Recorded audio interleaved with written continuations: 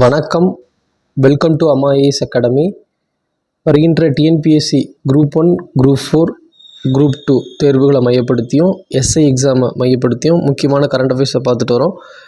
இன்றைக்கி நம்ம பார்க்க போகிற கரண்ட் அஃபேர்ஸ், சமீபத்தில் தமிழ்நாடு அரசாங்கத்தின் சார்பாக தமிழ்நாடு சட்டசபையில் காலனி என்ற வார்த்தை இனி பொது பேச்சு வழக்கிலிருந்தும் அரசு ஆவணங்களிலிருந்தும் நீக்கப்படும் என்று அதிகாரப்பூர்வமாக தமிழக சட்டசபையில் முதலமைச்சர் அவர்களால் அறிவிக்கப்பட்டது.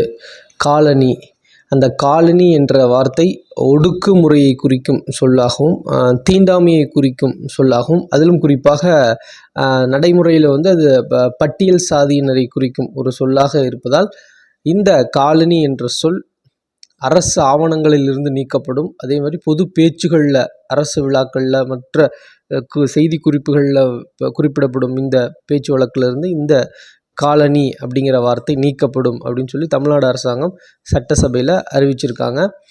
இந்த காலனி என்ற சொல் ஒரு பொதுவாக யாரை குறிக்குது அப்படின்னா, ஒரு பகுதியில் முதலில் குடியேறி நீண்ட நாட்களாக இருக்கும் நபர்களை குறிக்குது அப்படின்னு ஒரு விளக்கத்தையும் சொல்கிறாங்க.